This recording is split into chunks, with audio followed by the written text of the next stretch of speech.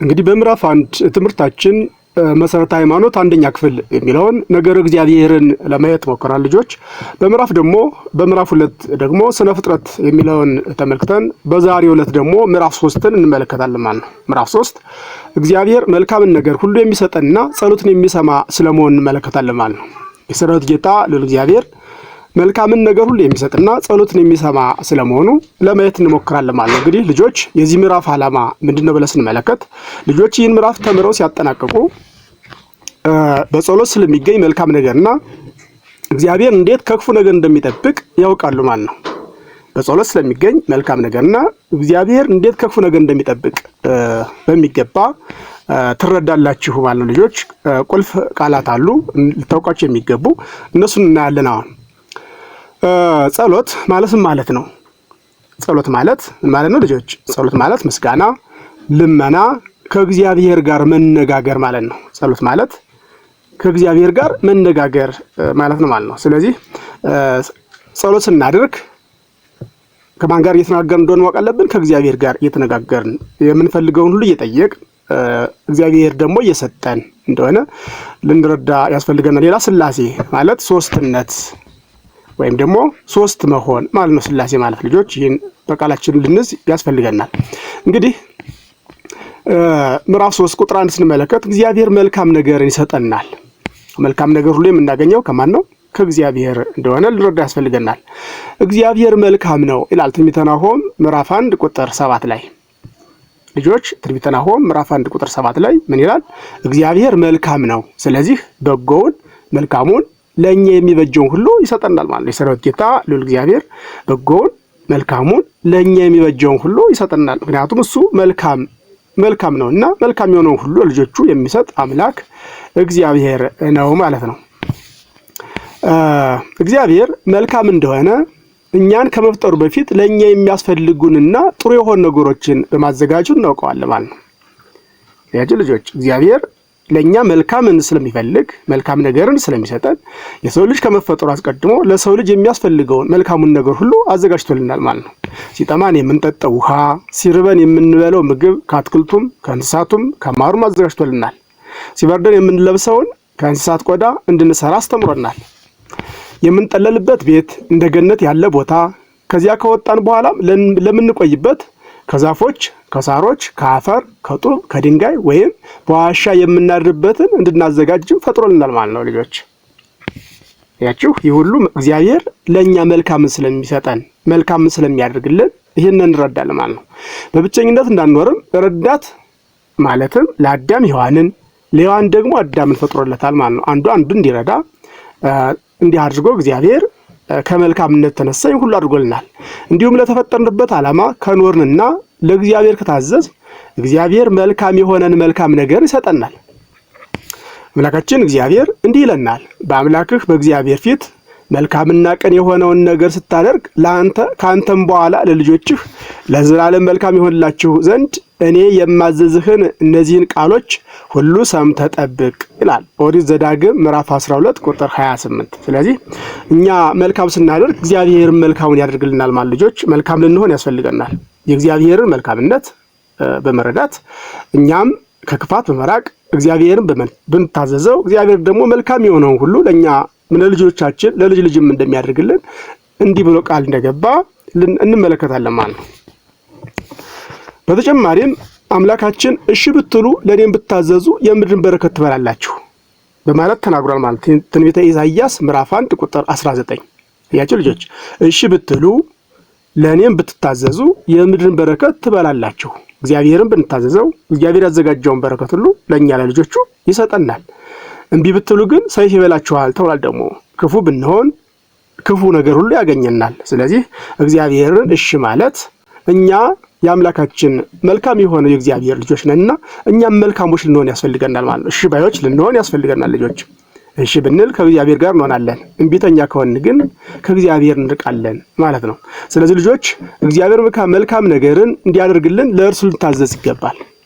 ለእርሱ ልንታዘዝ ይገባል ማለት ነው። አሁን ደግሞ እግዚአብሔር ጸሎትን እንደሚሰማ እንመለከታለን።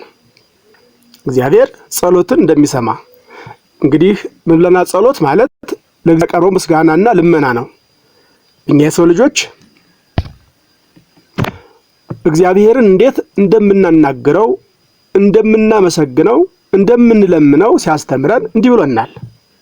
ምክንያቱም ጸሎት ማለት ከእግዚአብሔር ጋር መነጋገር ነው ብለናል።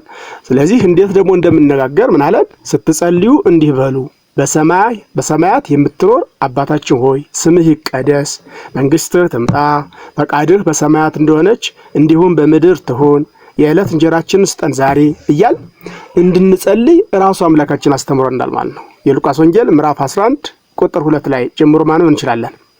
ያችሁ እንዴት እንደምንጸልይ እግዚአብሔር ጸሎትን ራሱ አስተምሮናል። የምንጸልየውን ደግሞ ይሰማናል። በጸሎት የምንለምነው ሁሉ እግዚአብሔር ይሰጠናል ማለት ነው። ስለዚህ ጸሎትን የሚሰማ አምላክ እንደሆነ ልንረዳ ያስፈልገናል ማለት ነው። ስንጸልይና ከእግዚአብሔር ጋር ስንነጋገር እንደ ፈቃዱ መሆን ይገባናል። ልጆች እንደኛ ፈቃድ ሳይሆን እንደ እግዚአብሔር ፈቃድ መሆን አለበት። እግዚአብሔር የሚወደው ምንድን ነው?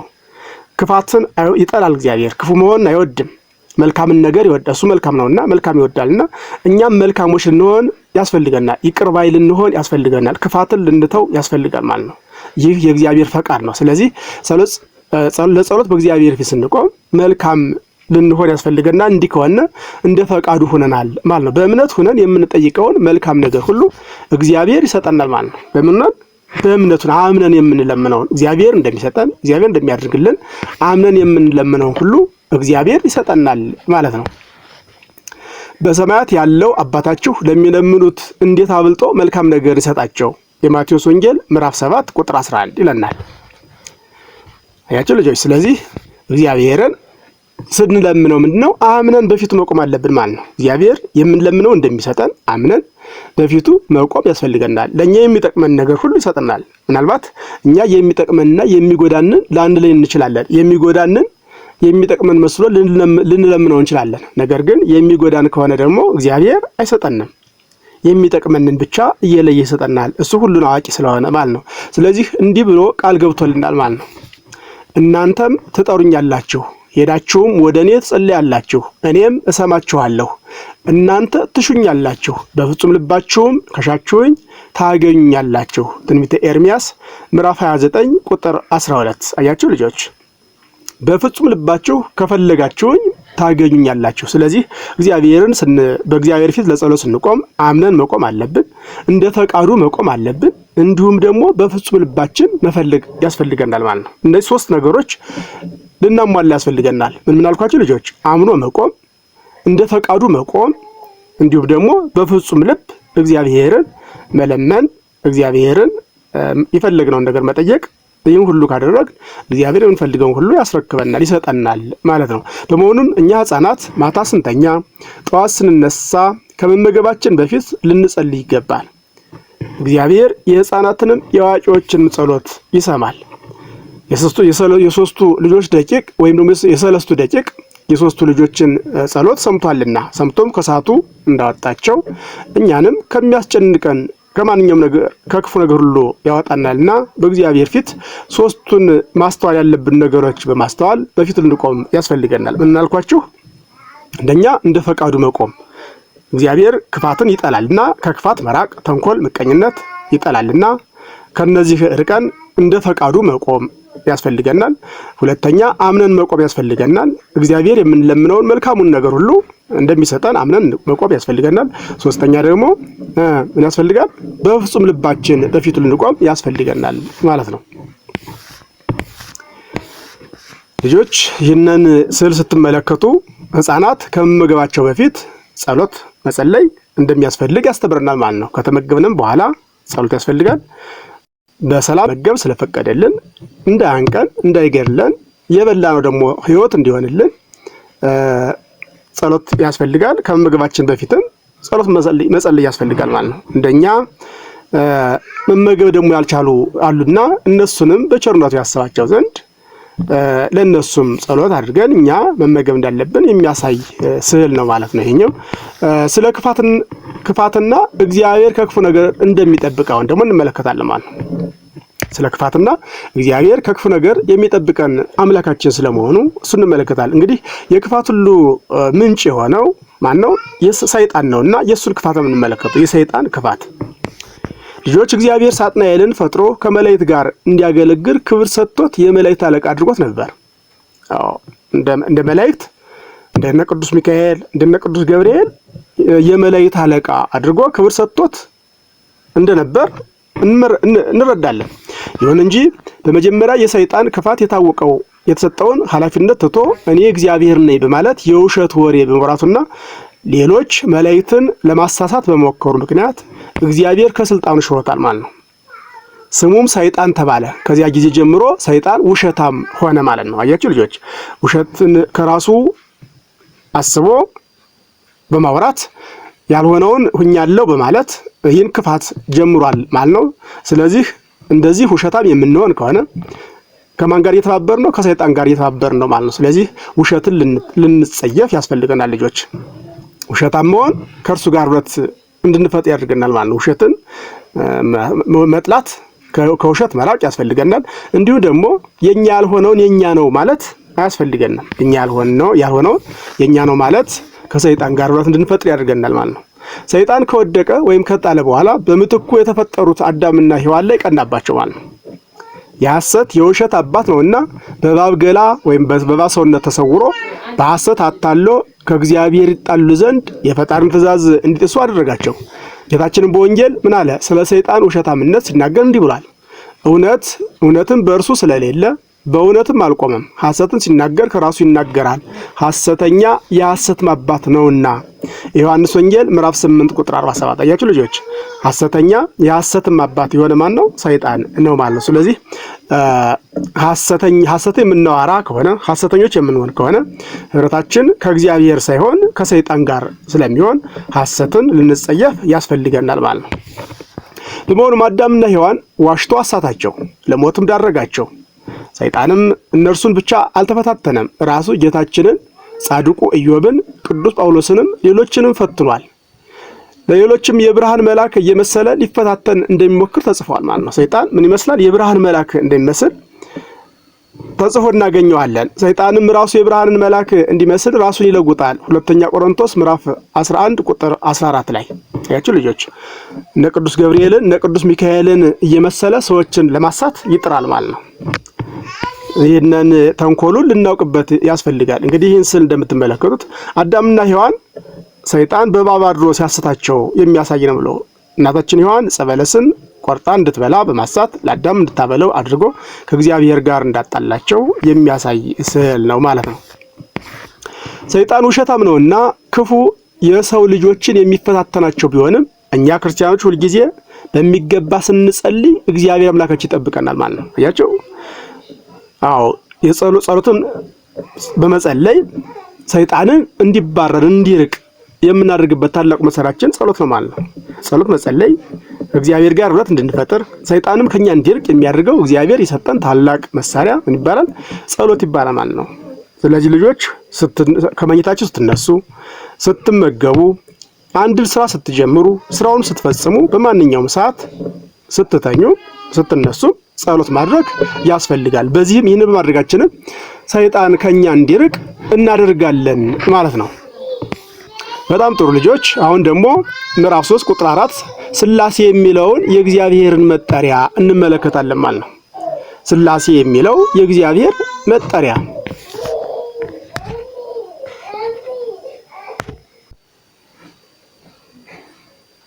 ቅድስት ሥላሴ የሚለው የእግዚአብሔር መጠሪያ ሥላሴ የሚለውን የእግዚአብሔርን መጠሪያ እሱ እንመለከታለን ማለት ነው። ይህ ስዕሉ እንደምትመለከቱ እንግዲህ ልጆች እግዚአ ዓለማት ቅድስት ሥላሴ ስዕላቸው ይህን ይመስላል ማለት ነው። የቅድስት ሥላሴ ስዕላቸው ይህን ይመስላል። የበለጠ ዝርዝሩ ስለ ስዕሉ ዝርዝር መረጃዎችን ቀጣይ ከፍ እያላችሁ ትሄዱ በደንብ ትማሩታላችሁ። ለጊዜው ስዕላቸው ይህን እንደሚመስል ይህን ማወቃችሁ ብቻ ይበቃቸዋል። እግዚአብሔር ከሚጠራባቸው ስሞች መካከል ሥላሴ የሚለው ስም አንዱ ነው። ይህ ቃል ሰለሰ ሶስት አደረገ ከሚለው የግዕዝ ግስ የወጣ ስም ሲሆን ትርጉሙም ሶስትነት ወይም ሶስት መሆን ማለት ነው። ሥላሴ ማለት ሶስትነት ወይም ደግሞ ሶስት መሆን ማለት እንደሆነ እንረዳ ያስፈልገናል። የሚያመለክተውም የእግዚአብሔርን አንድ ሲሆን ሶስት መሆኑን ነው ማለት ነው። እግዚአብሔር አንድ ሲሆን ሶስት መሆኑን የምንረዳበት ስም ነው ማለት ነው። መጽሐፍ ቅዱስም በዘፍጥረት ምዕራፍ 1 ቁጥር 26 ላይ ስንመለከት እግዚአብሔርም አለ ሰውን በመልካችን እንደ ምሳሌያችን እንፍጠር በማለት ሥላሴ አንድ መሆኑን ሲነግረን፣ እግዚአብሔርም አለ ሲል ሰውን በመልካችን እንደ ምሳሌያችን እንፍጠር በማለት ሶስትነቱን ነግሮናል ማለት ነው። ስለዚህ ሥላሴ የሚለው የእግዚአብሔር መጠሪያ ስም ነው ማለት ነው። የእግዚአብሔር የአምላካችን መጠሪያ ስም እንደሆነ ልንረዳ ያስፈልገናል። ልጆች የተግባር ልምምድ የምታደርጉበት ስራ አለ፣ እሱን እንመለከታለን። ነገረ ሥላሴን ለመረዳት የሚከተለውን ጥያቄና መልስ በደንብ አጥኑና በክፍል ውስጥ ልምምድ አድርጉ። ይህንን በደንብ ማጥናት በቃላችሁ መያዝ ልምምድ ታደርጉ ያስፈልጋል ማለት ነው። ለምሳሌ ጥያቄው ምን ይላል? ማን ፈጠረህ ነው። ማን ፈጠረህ? መልሱ ማን ነው? ፈጣሪ ማን ነው? ሥላሴ። ጥያቄ አሁን ምን ይላል? ሥላሴ ስንት ናቸው? ልጆች አንዳችሁ ጠያቂ አንዳችሁ መላሽ ይሆናችሁ ይሄንን ልትለማመዱ በቃላችሁ ብዙ ያስፈልጋል። ሥላሴ ስንት ናቸው? ሥላሴ አንድም ሶስትም ናቸው። ሥላሴ አንድም ሶስትም ናቸው። አሁንም ጥያቄ አንድነታቸው እንደምንድን ነው ብትባሉ መልሱ ምን ይሆናል? አንድነታቸው በመለኮት፣ በመንግስት፣ በአገዛዝ፣ በፈቃድ፣ በመፍጠር፣ በሕልውና እና በመሳሰሉት ሁሉ አንድ ናቸው። ሶስትነታቸውስ እንዴት ነው ልጆች? በጣም ጥሩ። ሶስትነታቸው ደግሞ በስም፣ በአካል፣ በግብር ሶስት ናቸው። የስም ሶስትነታቸው አብ፣ ወልድ፣ መንፈስ ቅዱስ ይባላል። የአካል ሶስትነታቸው ደግሞ አብ የተለየ አካል፣ ወልድም የተለየ አካል፣ መንፈስ ቅዱስም የተለየ አካል እንዳለው እንረዳለን። የግብር ሶስትነታቸው ደግሞ አብ አባት ነው፣ ይወልዳል፣ ያሰርጻል። ወልድን ይወልዳል፣ መንፈስ ቅዱስን ያሰርጻል። ወልድ ልጅ ነው፣ ይወለዳል። መንፈስ ቅዱስም ይሰርጻል። ከማን ይሰርጻል? ከአብ ይሰርጻል ማለት ነው። ልጆች ይህንን በደንብ ከያዝነ አሁን ደግሞ የማጠቃለያ ጥያቄዎችን በሚገባ ልንሰራ ያስፈልጋል። የሚከተሉትን አረፍተ ነገሮች በትክክል ካነባችሁ በኋላ ትክክል የሆነውን እውነት፣ ትክክል ያልሆነውን ደግሞ ሐሰት ማለት መልሱ። ጥያቄ ቁጥር 1 ሰይጣን ሐሰትን የሚናገር የሐሰት አባት ነው።